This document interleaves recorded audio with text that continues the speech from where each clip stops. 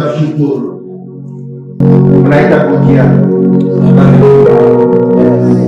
Bapa yang tadi kenal di dalam nama Tuhan Yesus Kristus, Roh Kudus, kami menyapa-Mu di pagi hari ini. Biarlah semua yang hadir pada pagi hari ini dalam rangka perayaan kemerdekaan Indonesia telah mendengarkan suara hati melalui hamba. Biarlah apa yang keluar dari mulut hamba bukan berdasarkan nalar dan logika sebagai tapi biarlah hamba menyampaikan semuanya kebenaran firman. Terima kasih Tuhan. Tumpang tangan atas seluruh yang hadir pada hari ini. Karena yang hadir pada hari ini mereka yang terpanggil. Amin. Dan mereka yang terpilih. Biar kami menjaga keterpanggilan kami di dalam cinta dan kesetiaan kami kepadamu untuk selama-lamanya. Terima kasih Tuhan, kuasai tempat ini. Roh Kudus mengurapi semuanya. Dan kami percaya malaikatmu yang berlaksa-laksa mengelilingi kami semua. Khususnya jemaat di tempat ini, Bandung dan seluruh Indonesia, bahkan seluruh dunia. Terpujilah namamu, haleluya, amin. Silakan duduk kembali. Shalom. Ada damai sejahtera? Harus ada. Karena kita sekarang tadi sudah melaksanakan upacara dan juga kita menaikkan puji-pujian di mana kita harus menampakkan kemuliaan Tuhan dengan muka yang tidak berselubung. Menampakkan cahayanya, menampakkan kemuliaannya. Kita adalah medianya Tuhan yang tidak nampak oleh mata. Amin. Sudah setahun yang lalu saya dihubungin oleh Pak Pujo. Namun Tuhan, setiap kali saya dipanggil, saya tidak pernah langsung mengiyakan karena Tuhan, saya harus ikut apa kata Tuhan. Kalau tidak boleh, ya tidak. Waktunya juga Tuhan yang tentukan. Saya selalu gumuli, naik lewat apa, pakai lewat apa, karena saya tidak lagi membuat rencana-rencana di dalam kehidupan saya. Dan Bapak Ibu juga saya himbau, jangan lagi merencanakan kehidupan kita berdasarkan hawa nafsu kita. Karena kalau kita gagal, kita pasti kembali menyalahkan Tuhan. Belum dikehendaki. Padahal kita memilih jalan bukan berdasarkan hikmat dari Tuhan, tetapi berdasarkan hikmat perhitungan manusia. Berdasarkan realita yang kita lihat, kita membuat perencanaan-perencanaan di atas kertas. Dan ketika gagal, kita berkatakan bahwa Tuhan belum menghendaki. Kita buang persoalan itu kepada Tuhan. Tidak sebenarnya. Apabila kita menjalankan kehidupan kita dan selalu meminta tuntunan Tuhan, kemanapun Tuhan bersuruh, apapun yang Tuhan perintahkan, maka kita akan selalu surrender, hasilnya kita serahkan hanya untuk kemuliaan namanya. Amin. Tema yang diberikan kepada saya adalah, karena katanya yang hadir adalah para pengerja, berarti sudah senior dan sangat memahami firman Tuhan. Namun yang menjadi persoalan adalah bukan cuma sekedar pemahaman secara pengetahuan, tetapi yang terlebih penting bagaimana aplikasinya, seperti kata hambanya tadi. Aplikasi, manifestasinya, implementasinya di sini yang selama ini kita gagal. Banyak yang gagal, banyak yang gugur. Kenapa? Ketika berhadapan dengan melakukan manifestasinya, seringkali kita terhambat dengan realita yang terlihat di depan mata. Secara manusia dunia, iman bukanlah realita. Tetapi di dalam bersama Yesus, iman menjadi realita. Amin. Kita dulunya tidak ada. Iman adalah dasar dan hasil. Dasar dari sesuatu yang tidak kelihatan. Dan hasilnya kita akan melihat apa yang kita percayai, yang tidak kelihatan tadi. Kita datang dari yang tidak kelihatan dan sekarang kita kelihatan. Dan kita akan kembali kepada yang tidak kelihatan. Itulah iman. Orang dunia percaya karena melihat. Tapi iman orang-orang pengikut Kristus, dia percaya bukan karena melihat. Amin. Seperti Tuhan menciptakan langit dan bumi, dia melihat gelap. Dia bilang, jadilah terang, maka terang itu jadi. Nah, iman-iman seperti ini yang perlu kita kembangkan. Seperti apa yang disampaikan oleh beliau tadi. Mari kita kembangkan nilai-nilai kualitatif, kualitas kehidupan. Di akhir zaman ini, kualitas kehidupan kita sedang digoncang dengan berbagai macam isu dan segala macam yang terjadi di dunia ini. Dan membuat iman kita mulai tereduksi dengan segala macam ketakutan yang dibangun, yang diperlihatkan di depan mata kita. Ini yang saya ingin kita waspadai, karena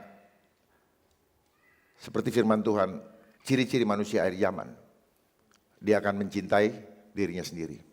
Dia mencintai uang.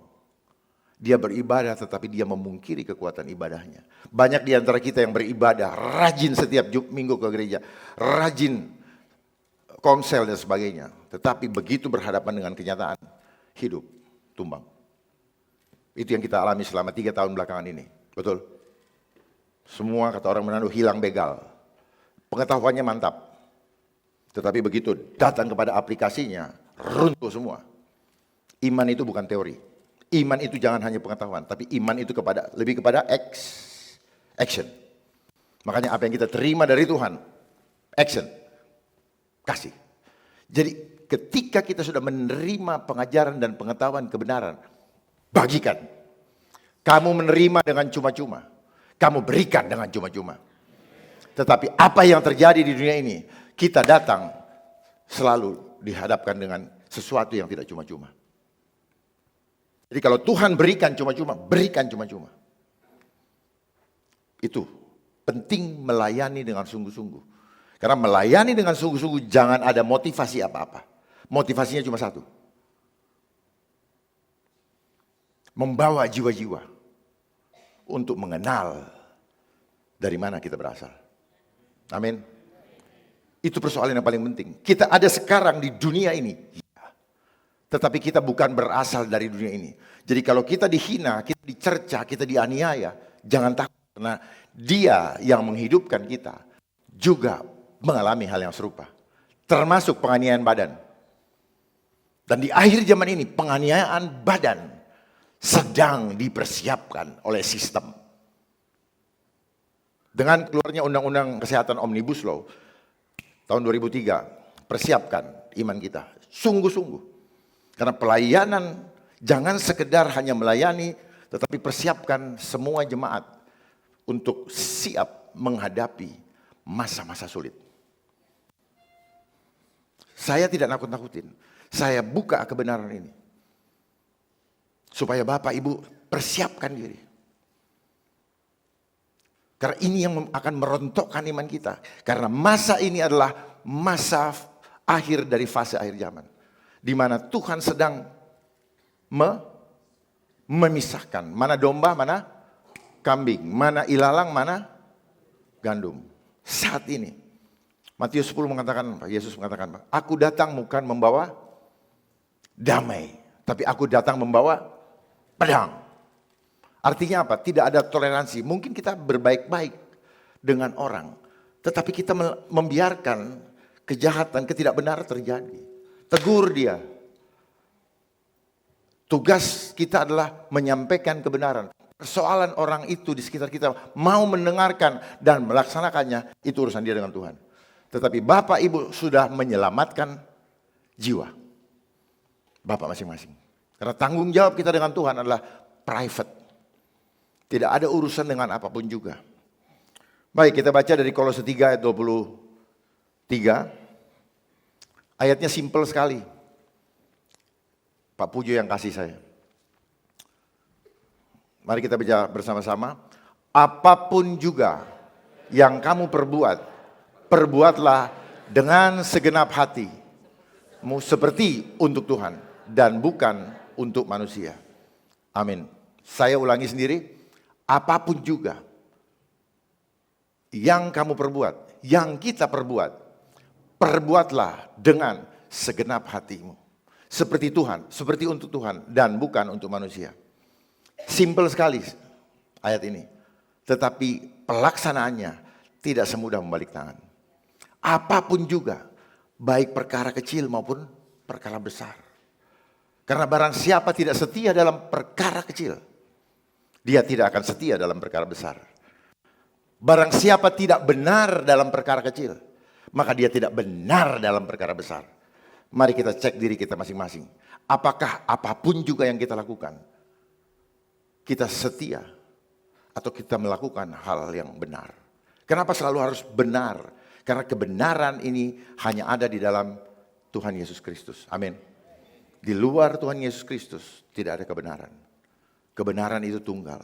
Tetapi dunia ini sedang menggiring kita untuk berbalik dari kebenaran. Karena dunia ini sedang membuat juga kebenarannya. They are playing God. Mereka membangun suatu konstruksi pemikiran dengan pengetahuan-pengetahuan untuk supaya kita meninggalkan Tuhan tanpa kita sadari. Kenapa demikian? Karena mereka bermain dengan intelligent psychology, permainan alam bawah sadar, subconscious kita dimainkan. Sejak kapan kita dimainkan? Sejak kita lahir ke dunia ini. Mereka membangun sistem dengan memainkan subconscious kita. Dan kita nggak sadar. Karena yang kita pahami adalah kebenaran yang seragam. Kita tidak sadar bahwa keseragaman itu bukanlah yang Tuhan inginkan. Yang Tuhan inginkan seragam di dalam iman. Tetapi kita diciptakan unik. Satu dengan yang lain di mata Tuhan mulia. Untuk apa unik? Bahwa apa yang Bapak miliki dengan Bapak miliki berbeda. Tetapi untuk saling melengkapi di dalam satu kesatuan tubuh Kristus. Jadi kita semua adalah satu. Tetapi dunia tanpa sadar, dia memisahkan tanpa kita sadari. Begitu halus. Sehingga kita tidak sadari itu. Apapun juga yang kamu perbuat, perbuatlah dengan segenap hati. Dengan segenap hati, bicara hati berarti bicara jiwa. Di dalam jiwa ada 3. Pikiran, perasaan, dan kehendak. Terlihat oleh mata tidak? Tidak. Berarti sifatnya roh. Makanya jiwa kita itu dikuasai oleh roh apa yang menguasai diri kita. Kalau Roh Kudus, maka jiwa kita akan memancarkan hal-hal yang kudus. Sampai di sini paham? Makanya dibilang, jagalah hatimu dengan penuh kewaspadaan. Karena penting sekali, termasuk kesehatan. Kesehatan kita tergantung jiwa. Iman yang kuat, imunnya pasti kuat. Orang yang jiwanya stres, mukanya kelihatan stres. Orang yang jiwanya ketakutan, mukanya pasti nampak menciut. Matanya kecil. Dan mungkin nunduk. Orang ketakutan. Berarti apa? Kita tidak memancarkan kemuliaan Tuhan. Dan kamu harus memancarkan kemuliaan Tuhan dengan muka yang tidak berselubung. Tidak ada ketakutan, tidak ada rasa khawatir, tidak ada. Kalau iblis maunya apa? Ada ini, ada itu, bikin takut. Iblis permainannya hanya takut kok. Senjata iblis hanya ketakutan. Enggak ada lain. Makanya Allah tidak memberikan roh ketakutan. Tetapi kenapa di antara kita begitu banyak ketakutan? Karena diintimidasi sejak kita kecil. Takut nggak naik kelas. Takut ini, takut itu, takut dibilang jelek. Takut. Itu mengintimidasi kita. Dan itu adalah konsep homo homini lupus. Dari Thomas Hobbes. Itulah yang dibangun. Kita adalah homo imago Dei. Kita adalah gambar Allah. Harusnya kita berkembang menjadi homo homini socius. Manusia sebagai makhluk sosial yang saling bergandengan tangan. Tetapi dengan konsep homo homini lupus, dia akan menghilangkan gambar Allah dalam diri kita. Dan itu adalah konsepnya si ular tua. yang diimplementasikan oleh antek-anteknya ada di dunia ini. Sehingga kita berkembang kepada manusia homo teknologi menuju kepada mark of the beast. Mark of the beast seperti yang sekarang sedang kita hadapi. Atau bahasa gampangnya apa? Tanda datang. Atau tanda bilangan. Makanya orang-orang yang suka bilangan sifatnya kayak binatang. Ya, dia bisa bunuh manusia ciptaan Tuhan demi apa? Bilangan. Atau yang kita kenal dengan angka. Itu didoktrin mulai sekolah. Kita mengenal angka. Kita kejar angka. Hasilnya nyontek pun tidak. Siapa yang sini yang belum pernah nyontek? Ini Tuhan loh ini. Melayani sungguh-sungguh itu harus benar. Saya pernah. Nah, dulu kita tidak diajar berani untuk berbicara apa adanya. Bahkan orang tua kita berpikir dia ngajarin etika kepada kita untuk tidak berbicara jujur, itu adalah bagian daripada etika. Hal yang paling gampang, ketika saya ketemu dengan om saya lihat agak kurang rapi ya, om jelek gitu kan. Pasti saya dimarahin ibu saya, nggak sopan. Nggak sopan. Nggak boleh begitu kamu sama orang tua. Nah, sejak itu saya ditanamkan, berarti saya tidak boleh bicara apa adanya. Itulah masa indoktrinasi. Kita nggak sadari karena kita tidak tahu bagaimana cara mendidik anak. Mendidik anak dari 0 sampai 7 tahun, jangan coba-coba menunjukkan hal yang buruk di depan mereka. Pasti dia ikut. 0 sampai 7 tahun. Pasti buruk, karena itu adalah masa hipnosis, masa dia merekam. Ya, karena anak kecil itu adalah makhluk jenius dalam hal meniru. Setelah 7 tahun ke atas, dia akan mengulangi apa yang dia lihat, dia dengar, dan dia rasakan ketika 0 sampai 7 tahun. Itulah kenapa kita dikasih masuk sekolah di TK. Di TK didoktrin. Tanpa diomongin, bahwa saya mau doktrin kamu, enggak. Lewat permainan, lewat apa semua. Dan gurunya rata-rata adalah perempuan. Sadar tidak? Perempuan. Tujuannya apa? Ini yang sekarang terjadi nih, kelompok pelangi. Kelompok pelangi itu asalnya dari sana. Kita nggak tahu kok kurikulum ini siapa yang bikin, mereka yang bikin. Antek-anteknya sih antikris. Tanpa sadar. Kita diadu, Tuhan tidak menciptakan kita untuk diadu. Kita diadu, tapi kita nggak sadari bahasanya keren apa? Kompetisi. Ukurannya apa? Tadi seperti Bapak bilang, kuantitatif. Kuantitatif itu apa? Angka. Lalu dia memberikan kita gambar angka. Angka 1, 2, 3, 4, 5 sampai 9, 0. Beda kan, dia punya bentuk gambarnya beda kan. Dia selalu bermain dengan gambar. Jadi cara mendoktrin manusia itu dengan gambar. Ya. Sosialisasi, promosi selalu pakai media. Sadar tidak? Begitu rupa permainan iblis. Iblis bermain sekarang lewat sistem. Dia membuat tipu daya lewat sistem. Kita nggak sadar itu. Kita pikir, oh iya memang sudah harus. Enggak. Dia bermain, itu yang disebut dengan protokol atau rekayasa. Dikondisikan sehingga kita terbentuk. Kita ini terbentuk. Ya. Terbentuk kita. Kita tidak sadar juga bahwa gereja, organisasi gereja adalah produk dari politik. Kita nggak sadar. Sehingga membuat kita selalu gampang disetir. Harusnya gereja dengan pemerintahan harus dipisahkan. Disitulah peran daripada hamba-hamba Tuhan. Untuk meluruskan, memperbaiki hal-hal yang tidak sesuai dengan firman Tuhan. Makanya kenapa para pejabat itu wajib disumpah. Supaya dia demi Allah melaksanakan semua perintah-perintah Tuhan di dalam kebijakan-kebijakannya. Dari pemerintahan sebenarnya apa? Dia harus mengawal pelaksanaan perintah Tuhan, hukum Tuhan di tengah-tengah masyarakat. Harus paham. Ini kadang-kadang kita nggak paham. Itulah makanya ini. Kita harus paham betul kebenaran firman Tuhan. Ya, selama ini kita didoktrin. Kayak segenap hati. Makanya jagalah hatimu dengan penuh kewaspadaan. Dari situ terpancar kehidupan. Kenapa? Karena roh, jiwa itu memancarkan roh yang ada di dalam diri kita. Karena roh itu yang memberikan kehidupan. Nggak ada roh, nggak ada hidup loh. Nggak ada roh, nggak ada hidup.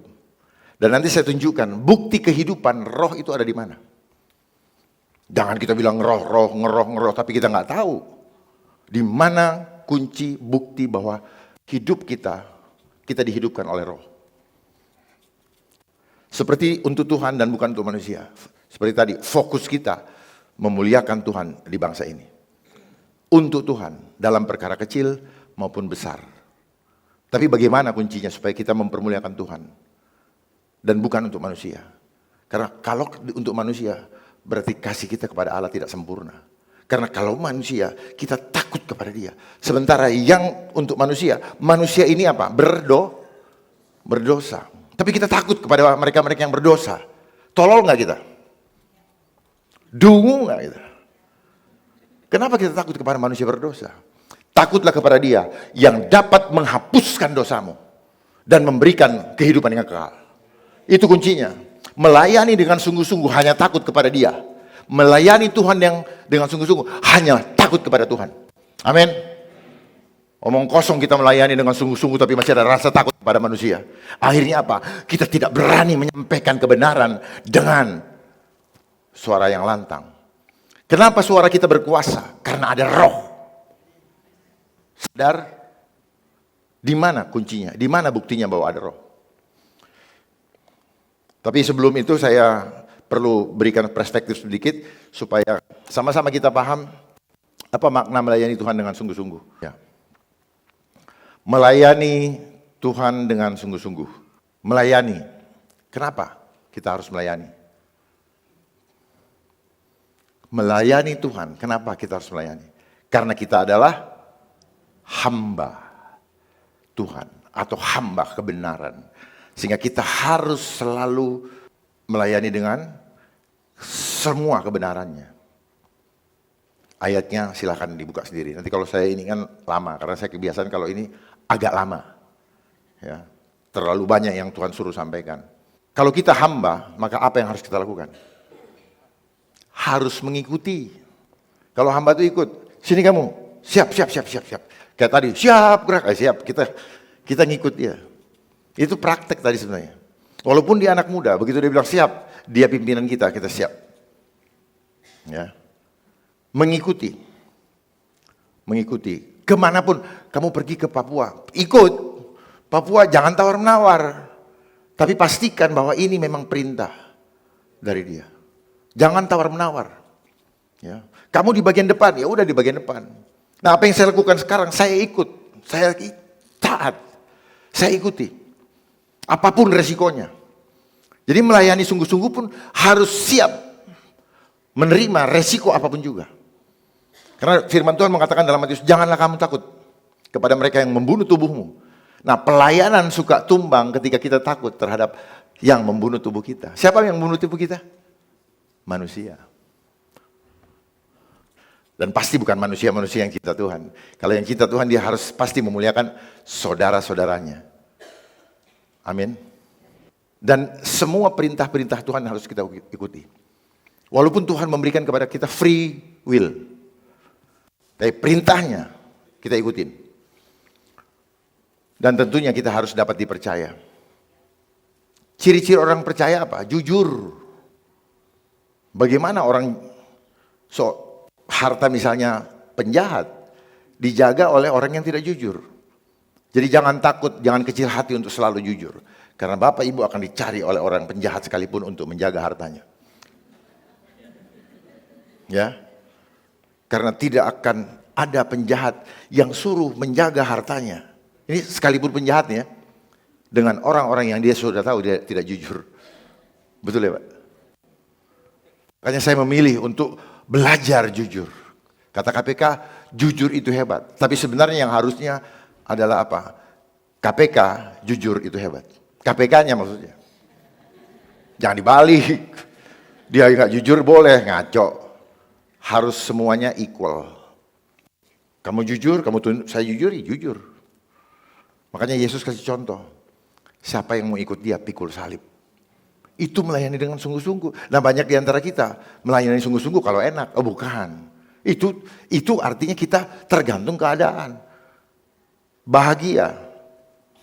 Itu bukan keadaan, tapi keputusan. Ya, keputusan jiwa yang worship sama dia. Melayani Tuhan. Kenapa Tuhan yang dilayani? Kejadian 1 ayat 26. Karena dia yang menjadikan kita segambar dan serupa. Itu yang tadi saya bilang homo imago Dei. Jadi kita adalah miniaturnya Tuhan. Punya power dari Tuhan. Dan seterusnya supaya apa? Supaya berkuasa. Kapan kita berkuasa? Nanti saya buka. Tapi apa kita sadar kita berkuasa? Buktinya orang berkuasa itu tidak penakut. Kalau dia bilang berarti rencana Tuhan terhadap kita tidak jalan. Karena ketika kita paham kebenaran bahwa kita berkuasa, maka tidak akan ada satu ketakutan pun yang mengalahkan kita. Amin. Tapi iblis menggunakan ketakutan itu untuk menggugurkan iman kita. Begitu ada ketakutan, kasih Allah tidak ada padamu. Begitu muncul ketakutan, berarti kita ada dalam roh perbudakan. Dan mereka membangun konsep perbudakan itu lewat sistem. Nanti saya kasih lihat. Nah, dengan kita menjadi segambar dan serupa dengan Tuhan, kita menjadi berharga dan mulia di mata Tuhan. Makanya dibilang, kalau kita sudah paham kita berkuasa, kita berharga dan mulia di mata Tuhan, maka akan dengan secara otomatis kita memuliakan Tuhan selalu di dalam kehidupan kita. Kita akan selalu memancarkan kemuliaan Tuhan dengan tidak ragu-ragu, tidak ada rasa takut, tidak diselubungi oleh topeng. Tidak apa? Karena apa? Yang menguasai kita adalah roh yang hidup. Melayani Tuhan dengan sungguh-sungguh. Kenapa kita harus sungguh-sungguh?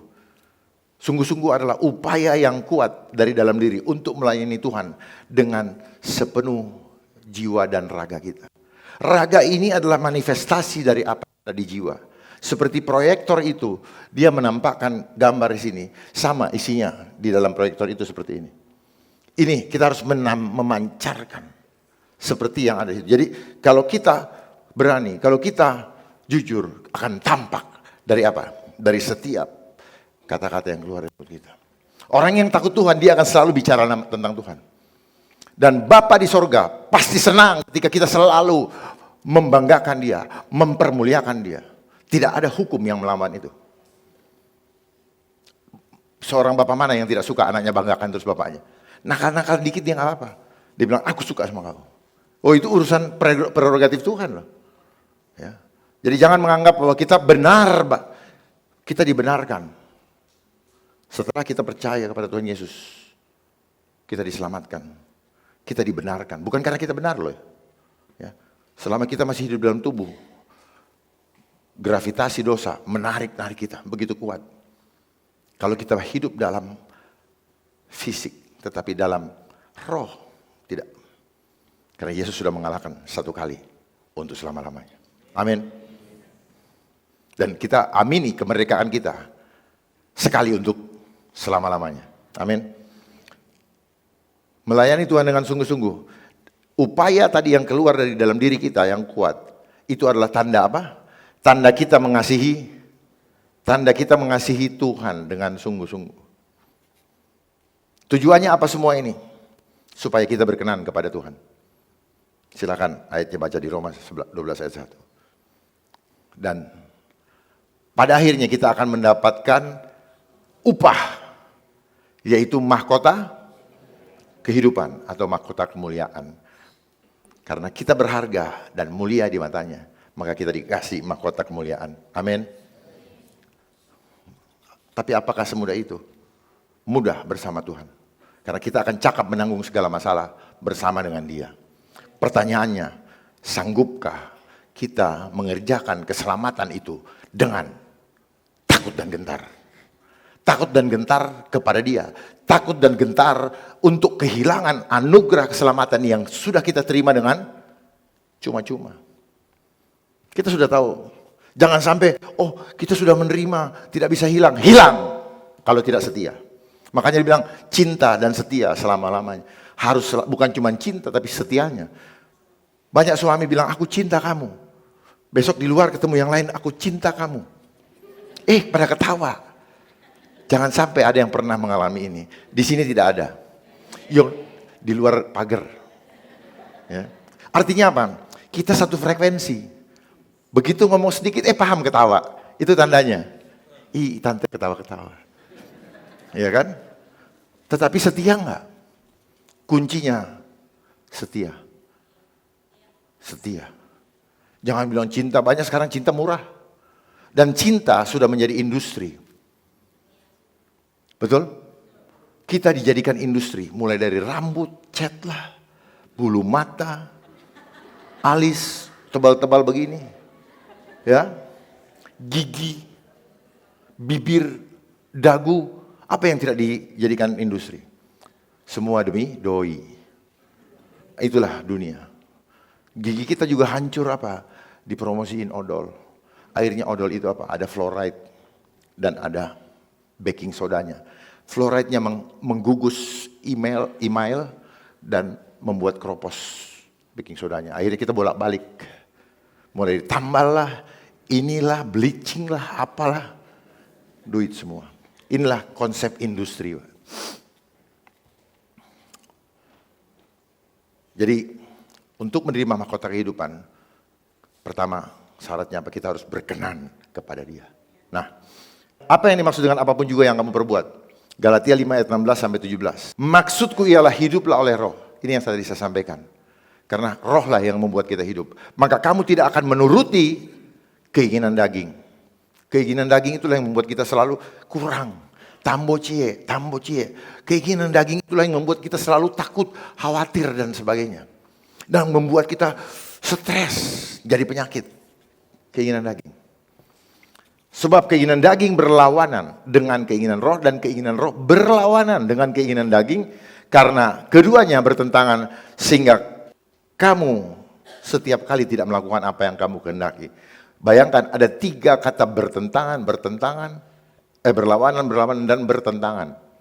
Artinya apa? Peringatan itu kalau sudah 3 kali apa? Pecat. Pecat. Maksudnya apa? Lu udah gue kasih tahu berapa kali, lu nggak mau. SP1, SP2, pecat. Nah, sehingga kamu setiap kali tidak melakukan apa yang kamu kehendaki. Apa maksudnya? Daging lemah, roh penurut. Jadi, kedagingan kita, tubuh kita, itu tergantung ketika rohnya menurut kepada apa. Roh yang mana yang dia ikutin. Itu maksudnya.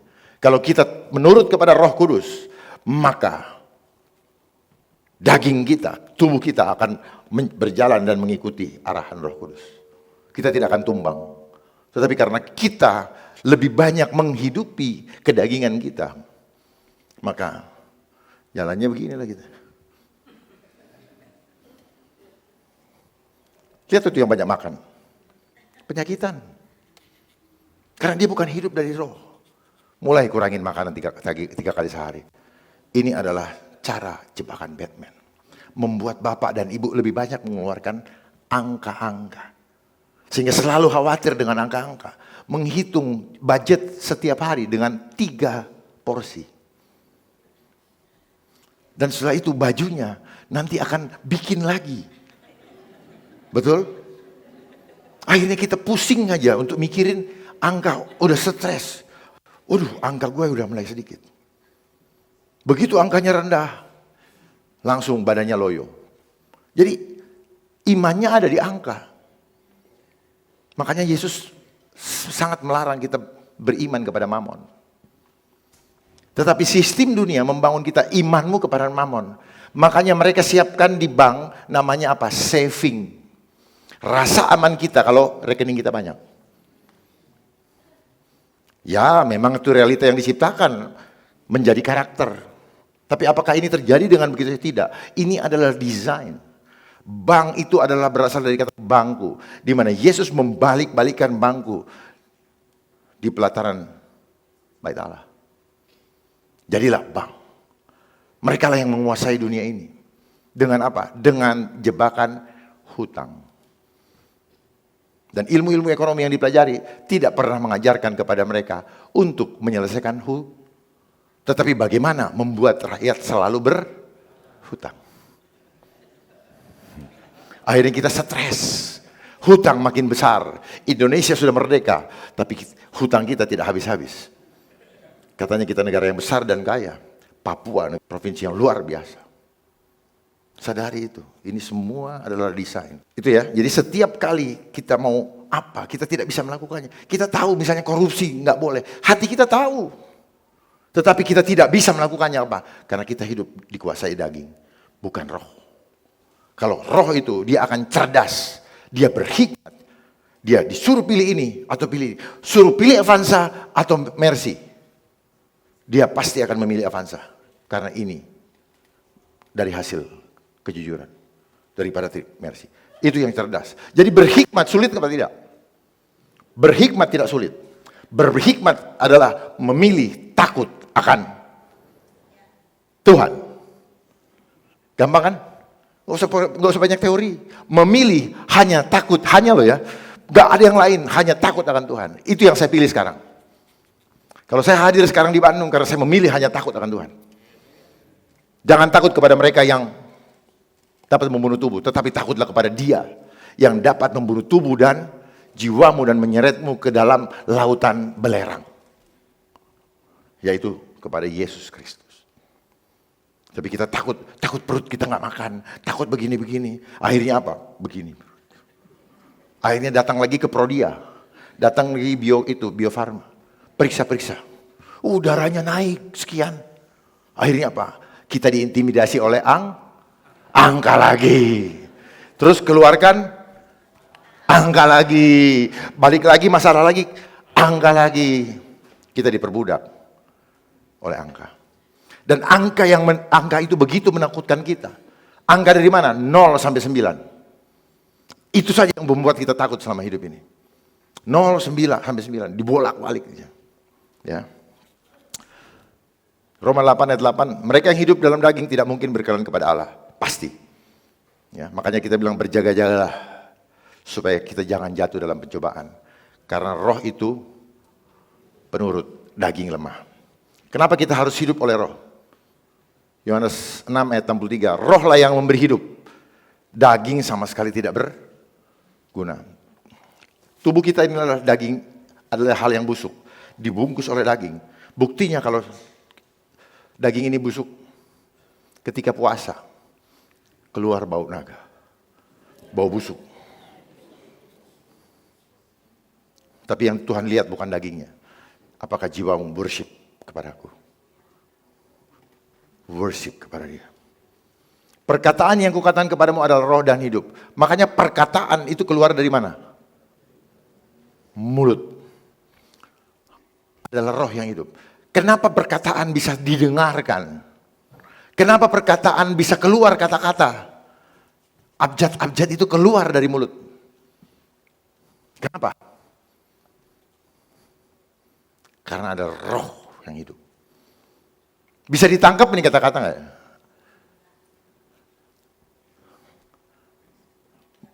Ada fisiknya nggak kata-kata ini?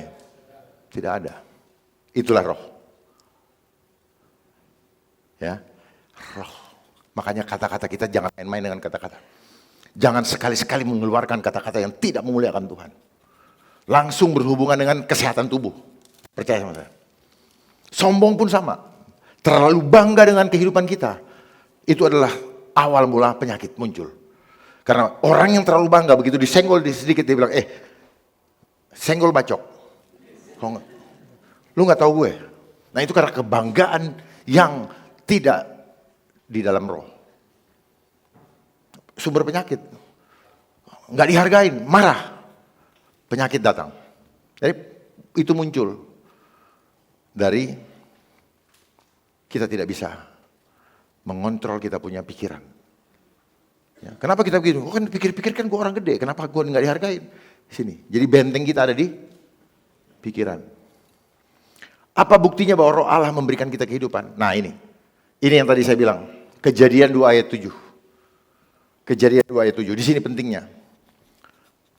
Ketika itulah Tuhan membentuk manusia dari debu tanah dan menghembuskan apa? Nafas hidup ke dalam hidungnya. Demikianlah manusia itu menjadi makhluk hidup. Jadi di mana bukti bahwa kita adalah makhluk roh? Di mana? Nafas. Jangan main-main dengan nafas. Kita bisa gaya sekarang karena ada nafas loh. Makanya nikmati nafas sebelum nafas itu diambil. Karena itu adalah punya milik Allah. Dan dari nafas ini keluar kata-kata. Nih lo speaker itu belajar dari mulut kita. Ini speaker, ini teknologi, ini belajar dari teknologinya Tuhan. Jadi semua teknologi yang kita pakai ini belajar daripada ilmunya Tuhan. Kekuasaan Tuhan. Kita nggak sadar aja. Karena memang mereka yang membuat ilmu ini tidak memberikan kepada kita semua yang harus kita ketahui. Kita hanya diberikan yang material. Kita tidak diajarkan yang immaterial. Immaterial itu yang spiritual. Yang sifatnya roh. Tidak diajarin. Makanya kita jadi kebingungan. Gampang ditakut-takutin. Nih saya berikan ayatnya biar Bapak Ibu ya sama-sama kita belajar. Saya tahu Bapak Ibu udah paham. Tapi saya mau review kembali. Kita merefresh kembali kita punya iman. Supaya apa? Kita bangkit kembali iman yang lebih dahsyat lagi. Nah ini nafas, ruah, nefesi. Ya. Yang Tuhan berikan kepada kita. The breath of God. Ya. Firman ini adalah the breath of God. Makanya kita juga lahir karena firman. Amin. Bukan karena apa-apa. Makanya kita harus setia kepada firman itu sendiri. Ayub 27 ayat 3-4. Selama nafasku masih ada padaku. Ini buktinya. Bahwa kita manusia roh. Dan roh Allah masih ada dalam lubang hidungku. Jangan main-main dengan lubang hidung. Ya, jangan main coba-coba tutup-tutup. Dengan alasan apapun juga. Karena berarti kita menolak kuasa Tuhan. Ini lambang. Karena ini hanyalah lambang. Makanya Tuhan selalu memberikan perumpamaan. Selalu metafora. Melambangkan, ini lambang. Iblis juga bermain dengan lambang. Lambang dia adalah 666. Si Antichrist itu bermain dengan lambang. Dia juga bermain dengan lambang ular. Ular ini jadi media. Iblis kan tidak ada fisiknya, betul? Dia masuk ke ular. Dia manifestasikan sebagai ular. Lalu dia menawarkan gambar kenikmatan, yaitu apa? Buah pohon pengetahuan. Selalu bermain dengan gambar. Bapak suka dengan ibu-ibu nih ya, tas apa ya? Senang dengan tas. Ada di sini yang punya tas LV. Angkat tangan. Tas LV Dayakolot. Cibaduyut. Tapi orang nggak peduli. Yang penting lambangnya. Betul? Orang beli tas yang huruf H. Pak Hotman misalnya. Ya padahal Hotman. Tapi dia beli. Kan orang nggak tanya. Dan orang itu akan merasa keren. Dia pikir-pikir, dia rasa-rasa. Tapi orang nggak peduli, nggak lihat. Tapi dia pikir-pikir, dia rasa. Dia sendiri yang membanggakan diri. Sadar nggak itu? Nah, ibu-ibu jalan di mall begini. Dia mau kasih lihat huruf H-nya. Ketika kita bawa mobil Mercy, kita setir. Wow, kita ngebut. Kita bermain dengan apa? Imajinasi. Iblis memainkan imajinasi kita. Sadari, kunci kehidupan hanya di imajinasi. Imajinasi adalah pikiran dan perasaan. Rasa-rasanya. Saya juga berimajinasi. Makanya saya pakai baju ini. Dan ini saya imani. Saya imani. Jadi iman itu caranya apa? Imajinasikan bahwa kamu sedang bersama Tuhan. Itulah iman. Dan kamu bersama-sama dengan dia. Memang dia ada kok. Imajinasikan ada malaikat Michael mengawal kita kemana-mana. Ada dia. Itulah kalau kita memahami alam roh. Hidup oleh roh. Ini Ayub, ya, saya dapatkan di Ayub dan saya sangat diberkati. Ayub 32 ayat 8. Tetapi roh yang di dalam manusia dan nafas yang maha kuasa, itulah yang memberi kepadanya pengertian. Kita bisa memahami sesuatu. Dan iblis tidak mau kita memahami sesuatu itu. Apa sesuatu itu? Kebenaran. Iblis paling takut kita mengenal, mengetahui kebenaran. Iblis paling takut. Itu yang dia sedang pelintir. Makanya muncul istilah hoax sekarang. Hoax itu dari hokus pokus. Ya, itu adalah mantra sihir. Dia tidak suka kita mengenal kebenaran. Kenapa? Karena kita mengenal kebenaran, kita berkuasa. Nah, iblis tidak mau tahu, tidak mau sampai kita tahu bahwa kita berkuasa. Kita diciptakan serupa, segambar dan serupa dengan Allah supaya berkuasa. Dia tidak mau kita tahu bahwa kita berkuasa. Itu kuncinya. Makanya dia doktrin kita bahwa kamu tidak berkuasa dalam hidupmu. Kamu tergantung kepada yang gaji. Betul? Sadar apa tidak? Saya mohon maaf kalau ada yang tidak sepaham. Tidak masalah. Ya, tapi saya mau membukakan apa adanya. Nanti kita ini kan, karena yang saya sampaikan ini. Saya datang ke sini bukan untuk menyenangkan telinga. Tapi saya menyenangkan Tuhan. Gitu. Makanya kemana-mana pun saya hanya minta dibantu supaya saya bisa sampai ke tempat sini. Saya tidak minta apa-apa. Tidak ada syarat apa-apa memanggil saya. Karena saya hanya mau mempersembahkan hidup saya untuk Tuhan. Bukan untuk siapa-siapa. Karena Tuhan bilang apa? Amanat agung. Pergilah. Bukan diem. Ajarilah. Ajari dengan apa? Ya ajari macam-macam. Kalau orang bela diri, begini ajarin. Kalau ini, ajarin. Karena yang berkuasa adalah ini. Orang bela diri itu kan ngajar. Tendang. Dia pakai mulut juga kan? Pukul. Ini yang membuat, karena apa? Ada kuasa, ada power. Ada vibrasi. Ada roh yang memancar. Jadi segala sesuatu yang sifatnya menular, itu adalah roh. Ya. Kalau ada yang bilang menular itu roh. Dosa menjalar dari satu orang ke seluruh dunia ini. Jadi ketika dibilang menjalar, transfer, itu roh. LGBT, itu roh.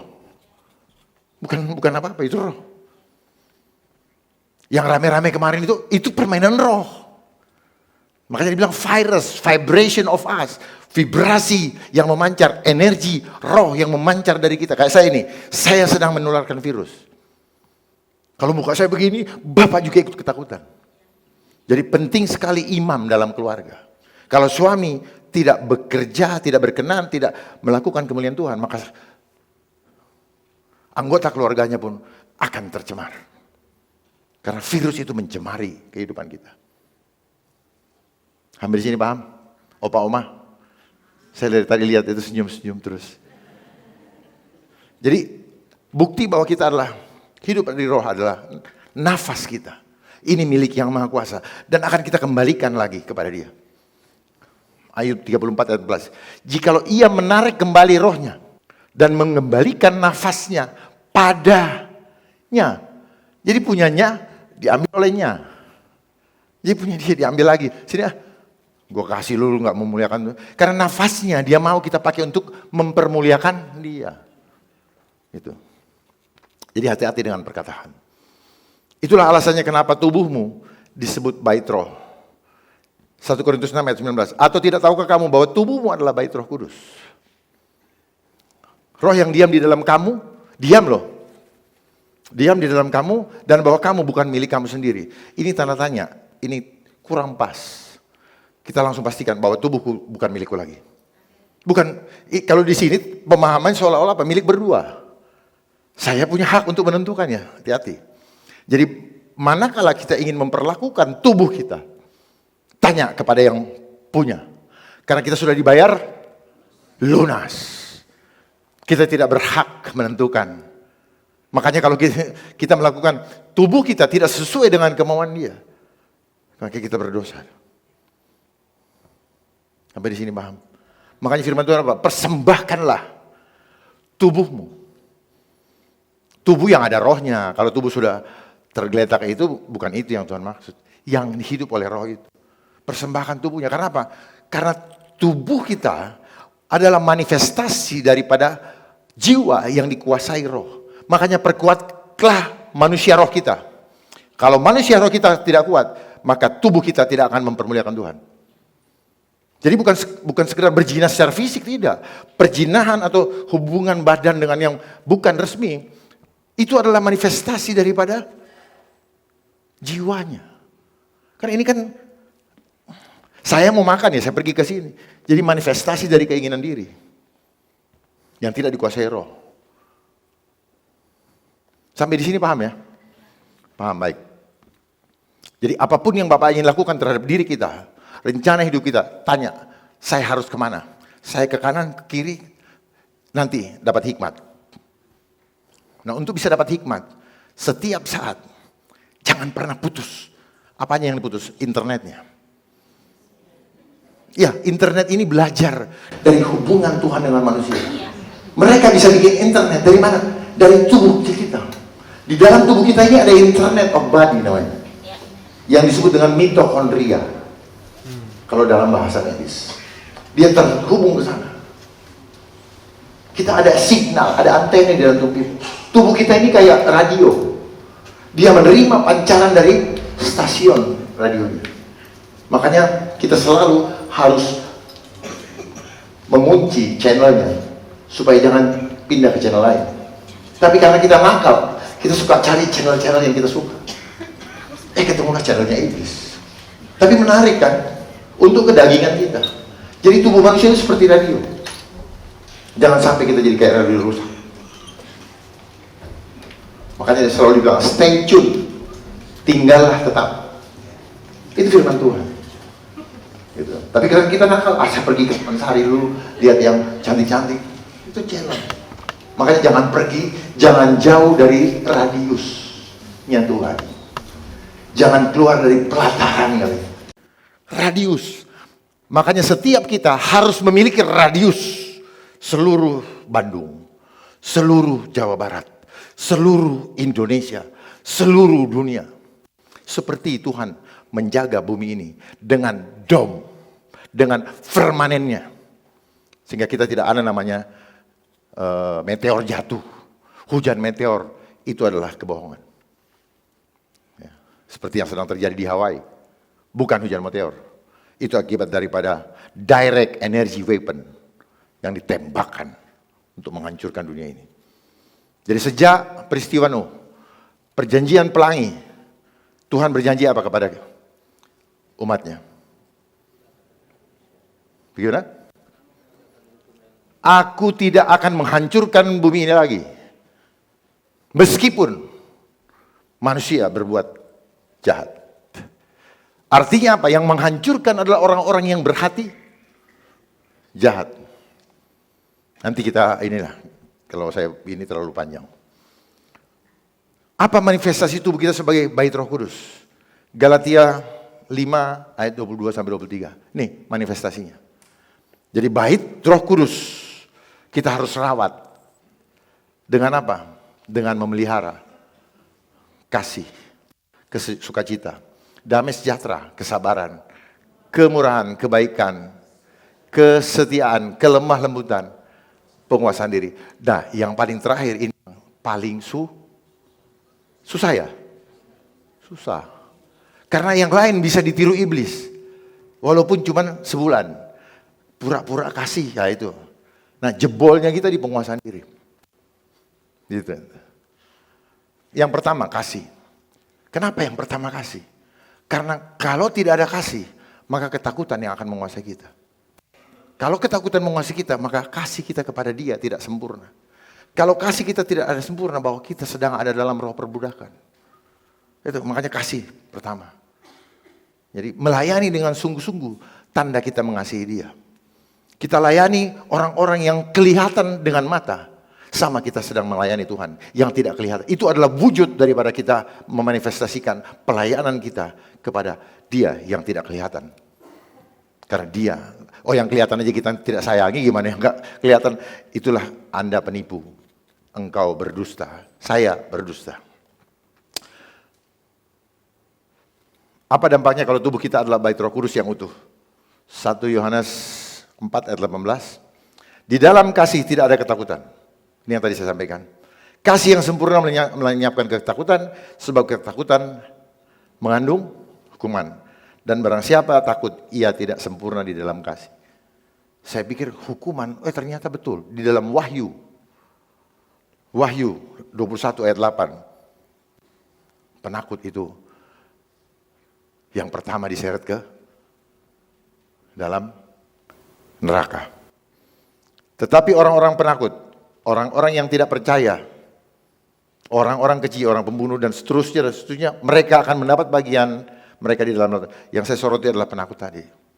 Bayangkan, penakut menjadikan kita berdosa. Kita tidak bisa memanjarkan kemuliaan Tuhan. Kita tidak bisa memuliakan Tuhan ketika kita takut. Betul? Roma 8 ayat 15. Sebab kamu tidak menerima roh perbudakan. Dan seterusnya yang membuat kamu menjadi takut lagi. Tetapi kamu telah menerima roh yang menjadikan kamu anak Allah. Sehingga kita berhak memanggil, ya Aba, ya Bapa. Kalau kita takut, boro-boro memanggil, kita tidak berani mengakui. Seperti Petrus, kamu pengikut Kristus. Enggak, bukan. Tunjukkan kepada dunia bahwa kita adalah pengikutnya Kristus. Jangan pernah sekalipun tidak mengakui Dia di hadapan manusia. Karena Dia tidak akan mengakui kita juga di hadapan Allah Bapa ketika masa penghakiman nanti. Kemanapun akui Dia. Apapun resikonya. Walaupun resikonya nyawa, jangan takut, jiwamu diselamatkan. Nah, ini agenda jadi apa yang membuat kita sekarang menjadi ketakutan dengan kehidupan kita? Kita didoktrin lewat sistem yang diciptakan oleh John D. Rockefeller. Yang membuat kurikulum yang diseragamkan di seluruh dunia. Oleh siapa pembuatnya? Frederick Taylor Gates. 1902. Ternyata kita diciptakan untuk menjadi pekerja. Budak. Sehingga kita selalu ada kita dibikin melanggar rencana awal Tuhan. Supaya kita berkuasa. Kita menjadi tidak berkuasa. Nah di sini.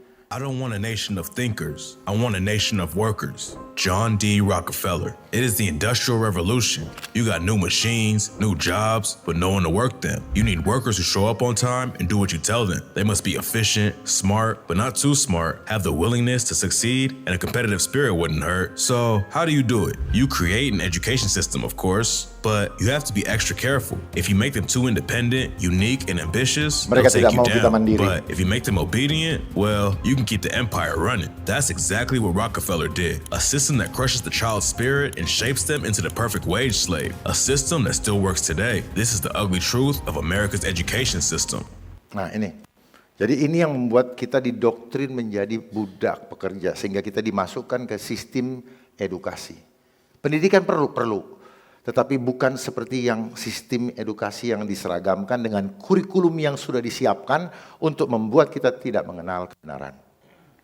Ya, memang sudah dirancang tahun 1902.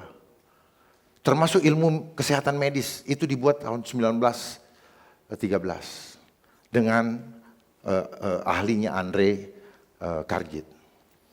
Dia menghapus semua pengobatan remedian, pengobatan yang natural, supaya masuk menjadi pengobatan, menjadi industri. Ya.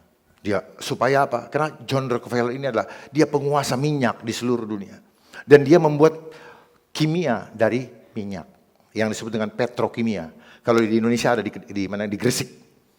Nah, dari minyak itulah jadi obat-obat yang disebut obat kimia. Gitu. Supaya apa? Semua itu. Dia membuat yayasan. Yayasan untuk apa? Untuk memanipulasi hasilnya supaya dia tidak perlu bayar pajak. Lalu dia mulai menjadi penyumbang-penyumbang yang disebut dengan filantropi. Terlihat dia peduli, tapi sebenarnya dia sedang memanipulasi perilaku dia. Dan kita bilang, hebat. Dan sekarang termanifestasi dengan yang disebut CSR. Sebenarnya itu cara Ya, tapi itu urusan lain lah. Ya. Cuman biar paham dulu kenapa kita menjadi, lalu kita dimasukkan kepada pendidikan formal untuk dapat apa? Mendapat apa sekolah? Ijazah. Sebagai bukti bahwa kita sudah melewati bangku sekolah, tapi bukan bukti bahwa kita pemikir. Ijazah ini apa? Tanda bahwa kita siap menyerahkan kekuasaan kita. Padahal Tuhan ingin kita berkuasa. Kita menyerahkan kekuasaan kita kepada yang menggaji. Apakah sekarang ini salah? Sebenarnya tidak. Cuman sistemnya yang si bos ada dalam comfort zone. Dia tidak mau lagi. Dia mau selalu jadi bos. Ya, dia selalu ingin dipanggil bos. Makanya dia selalu menciptakan sesuatu yang membuat anak buahnya tetap menjadi memang pegawai. Kan konsepnya budak. Gitu. Makanya kita takut terus. Tetapi dalam sistem ini, masuk sekolah tidak selamanya dapat pekerjaan. Kenapa? Karena memang dibuat seperti itu. Ini yang saya bilang protokol. Dikondisikan sehingga kehidupan kita terkondisi. Kenapa banyak orang jahat? Karena ruang-ruang untuk orang hidup benar menjadi sempit. Dikuasai oleh sistem. Oh, ada notaris, tanah Tuhan dikapling-kaplingin. Ada orang masuk, wih, lapor polisi. Ini semua perangkat yang diciptakan. Untuk membuat kita apa? Saling membunuh. Manusia menjadi serigala manusia lain. Sadar tidak kita? Kita nggak sadar. Selama kita di sekolah, edukasi, kita ditanamkan sifat jahat. Bahasa Ibrani-nya apa? Resa. Sifat itu ditanamkan. Dan tinggal menunggu buah hasil. Yaitu perbuatan jahat. Kejahatan itu adalah buah dari sifat yang ditanam. Bahasa Ibrani apa? Rasa. Makanya kalau kita, tadi saya bilang kan, rasa-rasanya, kita sudah masuk dalam dosa. Rasa-rasanya, rasa sombong, rasa bangga, rasa-rasa. Makanya Tuhan Yesus memperingatkan, apa yang terikat di bumi, terikat di sorga. Jadi lepaskan rasa-rasa bumi itu. Lepaskan rasa-rasa keduniawian itu. Supaya kita berkenan kepada Dia. Rasa-rasa ini yang selalu kita nggak sadari. Saya pakai jam, rasa-rasanya jam ini mahal dan orang lihat ini. Kita rasa-rasa aja, padahal kita dibohongin. Akhirnya kita memaksakan diri untuk membeli jam-jam mahal. Supaya apa? Dilihat orang. Kalau jalan dia begini terus. Kita nggak sadar. Yang punya cincin kalau jalan bagaimana? Apa yang dia sedang mengeksplor rasa dia. Makanya di belakangan ini dengan dunia digital, kenapa banyak yang ditangkap KPK? Karena manusia-manusia yang merasa punya angka di bank banyak, dia tidak bisa tidur, dia menderita kalau belum dia umumkan kepada dunia bahwa dia orang kaya. Dia butuh pengakuan yang disebut dengan apa? Flexing. Ya. Kalau perlu dia pakai sepatu dia ngomong begini. Sepatunya yang mau dikasih lihat, jadi bukan gayanya dia. Perhatikan, ya. Kalau dia baru belinya tas baru, pasti begini nih cewek. Saya perhatikan, saya memperhatikan psikologi, gestur-gestur itu, ya. Cuman dia mainkan pikiran. Nah, dari sini Tuhan kasih tahu saya, kenapa? Ternyata hati kita tidak bisa dikuasai oleh iblis. Pikiran kita dijebol sama dia. Lewat apa? Lewat gambar, lewat iklan-iklan. Ya, rumah bagus. Ya, rumah bagus di mana? Kita membayangkan kita membuat kerajaan di dunia. Kita menghayal rumahnya nyaman. Apa kita bermain dengan imajinasi kita? Jadi bukan iblis yang menguasai hati kita. Karena pikiran kita termanipulasi, kita menyerahkan hati kita untuk dikuasai oleh iblis. Hati kita miliknya Tuhan. Cuman kita yang menyerahkan untuk dikuasain. Sadar atau tidak? Ya. Beli sepatu, beli apa. Sepatu kita pakai, kita injak-injak. Orang kita pikir orang perhatiin. Enggak, orang nggak perhatiin. Lu nyebelin, tetap aja sepatu lu nggak di sini. Betul nggak, Pak? Betul. Ya. Makanya ada orang saya lihat sekarang, orang Surabaya, kemana-mana nggak pakai sepatu.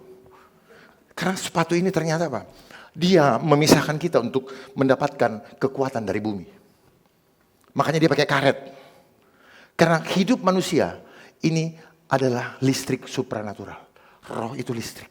Bekerjanya seperti listrik. Makanya kita selalu kayak kesetrum. Tubuh kita itu terdiri dari 50 triliun sel. Dan satu sel itu ada 1,4 volt listrik. Makanya kita suka kesetrum. Ilmu kesehatan medis tidak belajar bahwa tubuh manusia hidup dari roh Allah. Makanya dia selalu pakai konsep medis. Oh begini. Enggak. Hubungan dengan Tuhan bukan tidak bisa kau hitung dengan data empirik. Tetapi undang-undang kesehatan sudah mengignore tidak ada mujizat di dalam kehidupan kita. Ini undang-undang antikris. Ya. Tubuh manusia hidup dari roh Allah. Mereka punya konsep cuman apa? Manusia sehat kalau organnya bekerja dengan baik. Tapi dia tidak pernah belajar bagaimana jantungnya bisa bergerak begini. Gak ada ilmunya. Boleh tanya sama manapun juga mereka. Betul? Makanya kalau mati mendadak dibilang apa? Cuman itu. Because they don't know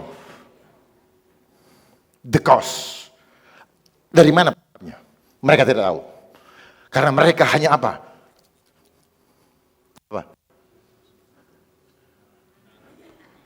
Prescription, huruf R, resep.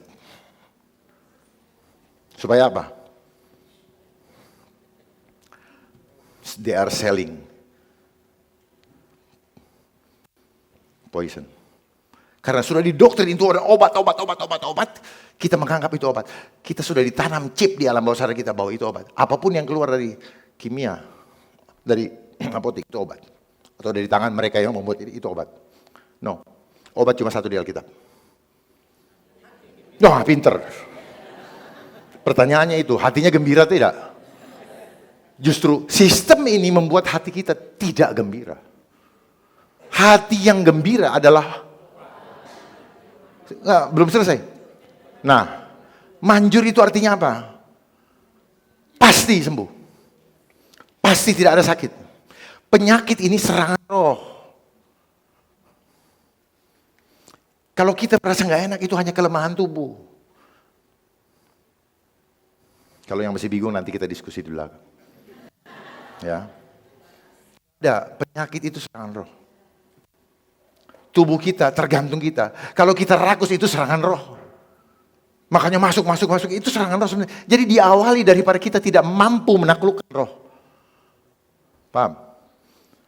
Orang korupsi itu juga serangan roh. Betul? Tangannya nggak bisa berhenti untuk ngambil itu gitu. Udah tahu nggak boleh, tapi tangannya digerakkan oleh roh yang bisa nggak kita bilang itu tidak boleh. Begitu tangannya begini. Itu yang kita tidak mampu. Kita hanya bicara teori, prakteknya kita nol. Malah kita bersiasat, gimana caranya biar nggak kelihatan ya? Masukin kantong kresek, jangan ditransfer. Jadi makin rigid sistem, makin rigid juga cara ini. Akhirnya apa? Nyesel ngapain gue pakai handphone. Dari handphone gue ketangkep. Handphone inilah jebakan Batman juga. Caranya seperti itu. Nantilah kita bicara yang itu. Jadi seperti itu, ya, supaya kita paham dengan sungguh-sungguh. Nah, di akhir zaman ini kita akan masuk ke dalam satu sistem yang disebut dengan one word government. Sistem tanda binatang atau sistem bilangan. Tanda bilangan. Yang sebentar lagi dan sudah berproses. Termasuk dengan adanya undang-undang kesehatan Omnibus Law ini. Mereka ingin memastikan bahwa tubuh kita ada chip. Itu singkatan apa? C, seluler, sel buatan. Hanya apa? Hybrid. I-nya apa? Internet. P-nya apa? Protokol. Jadi jangan bilang cap-cip, tapi nggak paham. Jadi sel buatan. Untuk apa? Menjadi reseptor, penerima gelombang ketika 5G udah jalan. Dan itu nanti membuat kita bukan atas kemauan kita lagi, berdasarkan tuntunan Tuhan. Kita nggak sanggup seperti tadi bilang. Saya nggak mau ke sana, tapi badan kita. Nih, ini sedang diterapkan.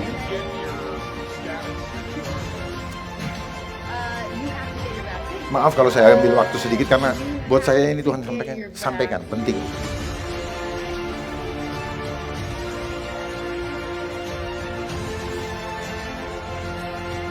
Nah, ini apa yang terjadi 3 tahun belakangan ini tujuannya ke sini. Untuk percepatan terjadinya sistem digitalisasi. Bagi yang tidak paham, kita menganggap bahwa itu adalah kejadian alami. No, itu by design, dirancang. Karena nama COVID itu adalah singkatan. C-nya apa? Sertifikat. O-nya apa? Off, dari. V-nya apa? Vaksin. ID-nya apa? Identification. Tanda pengenal diri. D-nya digital. Secara digital. 19-nya itu apa? A, satunya A, 9-nya I. Iblis bekerja dengan lambang. Artificial intelligence. Makanya lihat sekarang nih, akan banyak artificial dan termasuk di gereja-gereja akan menggunakan artificial intelligence. Sehingga pekerjaan para hamba Tuhan, mereka mau ganti. Nah ini, beliau bukanlah orang kesehatan, tetapi bicara dari segi bisnis.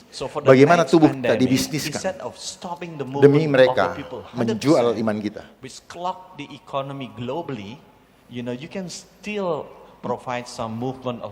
Jadi pergerakan hidup kita akan dibatasin. G20 country has kecuali agreed menerima tanda to bilangan. have this digital certificate using WHO standard, and we will submit into the next World Health Assembly in Geneva as the revision to international health regulation. So hopefully Ini for the undang-undang next kesehatan, pandemic, Omnibus Law. we can still see some movement of the people, some movement of the goods, and movement They of are the playing God. Mereka berlaku sebagai Tuhan untuk mengatur kehidupan manusia, padahal mereka sendiri manusia. Dan manusia berdosa. Nah ini yang akan kita terima. Ya, di mana-mana sekarang, di mana-mana ada ini. Perhatikan QR code, atau di Indonesia dibilang QRIS. Ini dia. Itu ada 3 kotak. Itulah 666. Dan ada 1 kotak, itu di Eye of Horus, mata 1. Yang selalu watching us wherever you go, memperhatikan kita kemanapun. Makanya begitu kita lihat-lihat begini, tiba-tiba muncul penawaran ini. Lihat-lihat ini, muncul ini. Karena mereka sedang mencuri data kita.